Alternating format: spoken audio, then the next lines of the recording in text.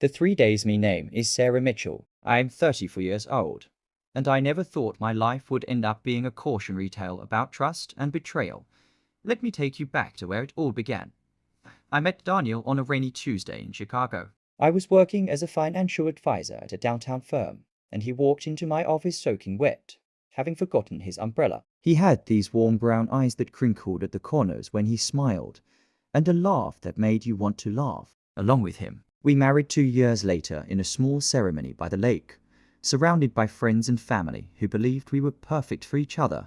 For 8 years, I thought we had built something solid. Daniel worked in real estate development, and together we had created a comfortable life. We bought a beautiful brownstone in Lincoln Park, the kind with original hardwood floors and a garden out back where I grew tomatoes every summer. But marriage, I've learned, is like a house. Sometimes the foundation cracks slowly, so quietly that you don't hear it until everything starts to crumble. The cracks in our foundation started small. Daniel began working late more frequently. He'd come home smelling of expensive perfume that wasn't mine, claiming he'd been at client dinners. His phone, which used to sit casually on the kitchen counter, now went everywhere with him, even to the bathroom. I wanted to believe him. Love makes us willing to ignore what we don't want to see.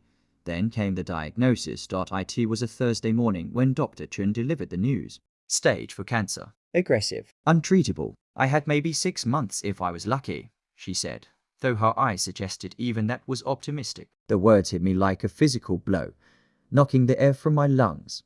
I sat in that sterile office, staring at the medical diagrams on the wall, trying to process that my life had just been given an expiration date. I was 34 years old. There were so many things I planned to do, so many tomorrows I had taken for granted. But I didn't cry. Not yet. I needed to tell Daniel first that evening. I waited for him to come home. I had rehearsed the words 100 times in my head, trying to find a way to make them sound less final than they were. When he finally walked through the door at 9:30, loosening his tie, I could smell that same perfume again. Daniel, we need to talk, I said, my voice steadier than I felt. He looked annoyed at first, like I was interrupting something important. But when he saw my face, something in his expression shifted. What's wrong? I went to the doctor today. They found something. I paused, watching his face carefully. It's cancer. Advanced. They're saying I have maybe 3 to 6 months. I watched his reaction closely. For just a moment, something flickered across his face. Was it relief? But then it was gone, replaced by what looked like shock and concern. He came to me, wrapped his arms around me, said all the right things. But I had seen that flicker. And once you see something like that, you can't unsee it. The next few weeks were a blur of appointments and treatments that everyone knew were just for show. The doctors wanted to try chemotherapy to extend my time, but I could see in their eyes they didn't expect much. Daniel came to the first appointment, held my hand, played the devoted husband. Then came the day that changed everything. I was lying in my hospital bed during one of my observation stays. The morphine made everything feel distant and dreamlike. Daniel sat beside me, and I noticed he kept checking his phone, his leg bouncing with barely contained energy. The doctor came in to check on me. Mrs. Mitchell, she said gently, I'm afraid the cancer is progressing faster than we hoped. We're looking at days now, not months. Perhaps 3 days, maybe 4. I felt tears slip down my cheeks. 3 days. That's all I had left.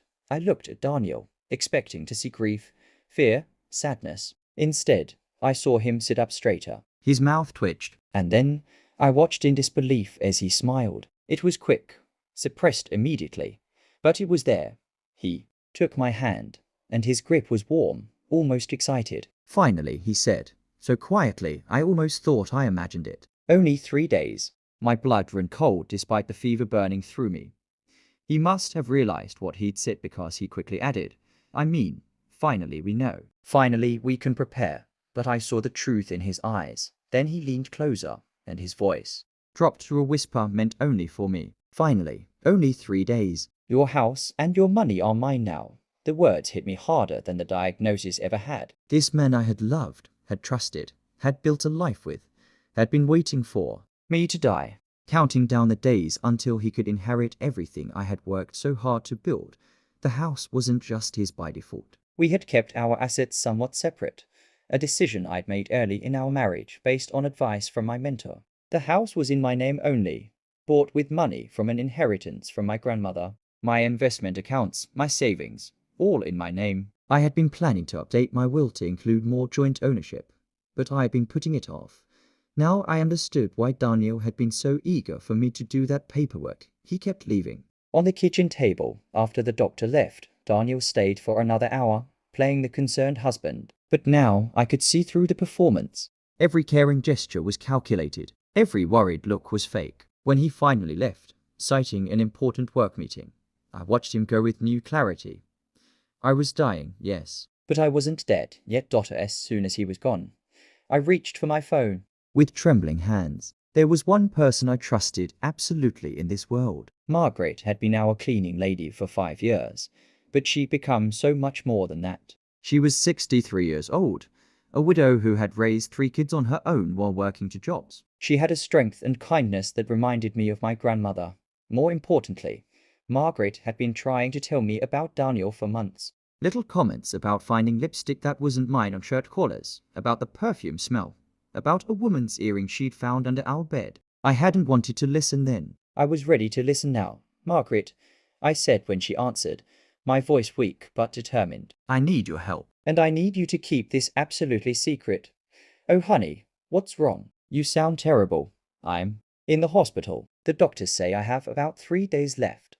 I heard her sharp intake of breath, but I pressed on. Daniel doesn't know I heard him, but he said he's just waiting for me to die so he can have my house and money. Margaret, I need to make sure that doesn't happen. There was a long pause. Then Margaret's voice came back, hard as steel. Tell me what you need. Over the next hour, we worked out a plan. Margaret had been a paralegal before she started cleaning houses, so she understood the legal side of things. She also knew a lawyer who would make a house call, someone who was discreet and could move quickly. There's something else you should know, Margaret said quietly. That woman he's been seeing, her name is Jessica. She's been to your house twice when you were at treatment. I saw them together, so there it was. Daniel had a girlfriend.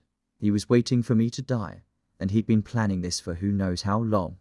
But I had 3 days, and I was going to make them count. The lawyer came that evening, a sharp-eyed woman named Patricia Chun. No relation to my oncologist, but equally no nonsense. I was coherent enough to make my wishes clear.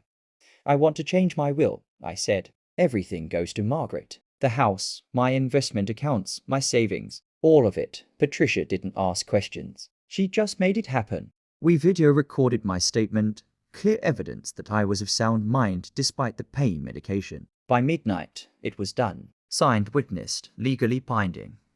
Then came the harder part. Margaret, I said, I need you to document everything. Every time Daniel comes here, I want you nearby with your phone. Record it if you can. I want proof of what he really is. Over the next 2 days, Margaret became my shadow. She posed as a family friend, and the nurses were kind enough to allow her to stay. Daniel came twice a day, and each visit revealed more of his true nature.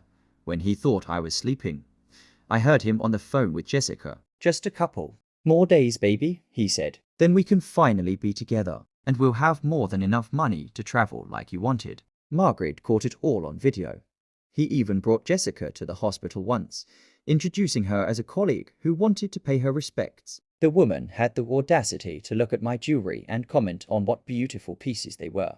I saw Daniel squeeze her hand, a promise of what was to come. On the 3rd day, something unexpected happened. I woke up feeling stronger. The pain had receded. When Dr. Chun came in for her morning rounds, she looked puzzled. Mrs. Mitchell, your latest tests are showing something unusual. The cancer markers are still there, but they're not progressing the way we expected. Your body seems to be stabilizing. Daniel's face went white. But you said 3 days? You said she was dying. I said we expected 3 days. Dr. Chun corrected carefully. But medicine isn't always predictable. Sometimes patients rally. It's rare, but it happens.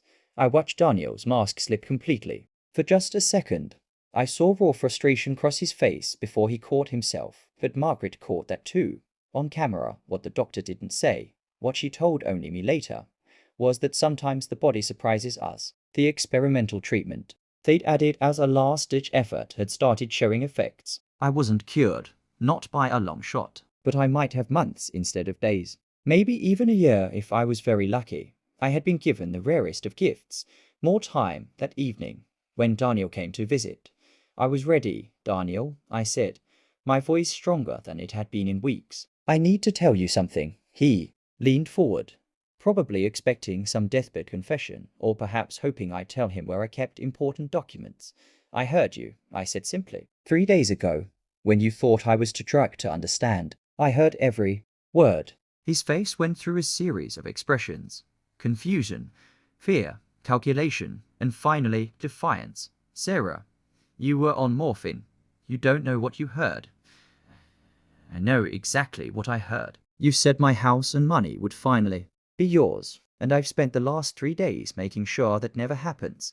I nodded to Margaret, who stepped forward with her phone. We have everything, Daniel. Video, audio, all of it. Your conversations with Jessica, your real feelings. Everything. Daniel stood up so fast his chair fell backward. You can't do this. We're married. I have rights, actually, Patricia said, stepping into the room from where she'd been waiting in the hallway. Spousal inheritance can be contested under several circumstances. Abandonment, for instance, or proof that the surviving spouse hastened the death of their partner. We have more than enough evidence to make sure Mr. Mitchell gets nothing. Daniel's face turned red, then purple. The mask was completely gone, now revealing the stranger he'd been all along. You bitter, spiteful woman, he spat. I wasted 8 years of my life on you, and I wasted 8 years on a man who saw me as a paycheck. I replied calmly. I think we're even. Security is waiting outside to escort you out, Daniel. Your belongings from the house will be packed and sent to you. Don't come back. He looked like he wanted to say more, but Patricia held up her phone. Everything you say is being recorded, Mr. Mitchell. I'd suggest you leave quietly unless you want this played in divorce court. He left, without another word, without looking back. He just left, and I felt nothing but relief. The next weeks were hard in a different way. Divorce proceedings started. Daniel tried to fight it, tried to claim he'd been misunderstood, but the evidence was overwhelming. Jessica left him once she realized there would be no money. The irony wasn't lost on me. But here's the thing about hitting rock bottom and then finding out you might have a little more time. You realize what actually matters. Margaret visited me every day. She brought me books, told me stories about her grandchildren, held my hand during the bad days. She tried to refuse the inheritance, but I was insistent. You've worked hard your whole life, I told her. You've been kinder to me in these few weeks than my husband was in 8 years. Please, let me do this. Finally, she agreed, tears streaming down her face. I did get more time. Not years, but months. Good months, where I wasn't in constant pain, where I could think clearly and appreciate the small things. The way sunlight looked coming through the windows of my hospital room, the taste of Margaret's homemade soup, the sound of children playing in the park across the street. Margaret moved into the brownstone, taking care of it like it was her own. Because it was, legally. She invited me to stay with her during my better days, and we'd sit in that garden where I'd grown tomatoes, and we'd talk about life and death and everything in between. Do you regret it? She asked me once. Loving him, I mean. I thought about it carefully. I regret that he wasn't who I thought he was, but I don't regret being the kind of person who could love that deeply. That's not a flaw in me. It's a flaw in him that he couldn't appreciate it. She squeezed my hand. You're wiser than I was at your age. Dying has a way of clarifying things, I said with a sad smile. Here's what I learned in those final months. Betrayal reveals character, but so does kindness. Daniel showed me who he really was when he thought it didn't matter anymore. But Margaret showed me that there are still good people in the world. People who help without expecting anything in return. Who love without conditions. I also learned that revenge doesn't have to be loud or dramatic. Sometimes the best revenge is simply making sure the truth is known and that actions have consequences. Daniel lost everything he'd been waiting for. Not because I was vindictive, but because I refused to let him profit from his cruelty. The house that he'd been so eager to inherit is now a home for Margaret and her grandchildren. They fill it with laughter and love, exactly what it deserves. My investment accounts are ensuring those kids can go to college. The life I built isn't going to waste. It's helping people who genuinely deserve help. As for Daniel, last I heard, he was living in a small apartment across town, working at a job he hates, paying spousal support as part of the divorce settlement. Jessica married someone else, someone wealthier, Sometimes I almost feel sorry for him. Almost, but mostly I feel grateful. Grateful for the extra time I got. Grateful for Margaret's friendship. Grateful that I discovered the truth before it was too late to do anything about it. I'm writing this from hospice now. The cancer has come back with a vengeance, and this time, there's no rallying. Dr. Chen says I have days, not weeks, but I'm ready. I've made my peace. I've said my goodbyes. I've left the world a little better than I found it, and I've learned that love, real love, isn't about grand gestures or passionate declarations. It's about Margaret bringing me soup. It's about nurses who remember how I like my tea. It's about the lawyer who worked overtime to make sure my wishes were honored. It's about all the small kindnesses that people show each other when they're not expecting anything in return. That's the real lesson of my story. Not that people can betray you, we all know that. But that even in our darkest moments, there are lights that shine. There are people who help. There are second chances, even if they're just chances to set things right before the end. Daniel thought he was so clever, waiting for me to die. But in the end, all he did was show me who my real family was. And it wasn't him. It was the woman who cleaned my house and held my hand when I was scared. And that, I think, is the most beautiful revenge of all. Discovering that what he took for granted was never really his to begin with, and that the love he threw away was replaced by something so much more genuine. If you're listening to this, whoever you are, remember, people show you who they are in moments they think don't matter. Pay attention. And when someone shows you they're good and kind and true, hold on to them. They're the rare ones. As for me, I'm ready to rest now. My house is in good hands. My story is told. And I'm leaving this world knowing I did one last good thing. I gave Daniel exactly what he deserved. Nothing. And I gave Margaret something she never expected. Everything that feels right. That feels like justice. That feels like love.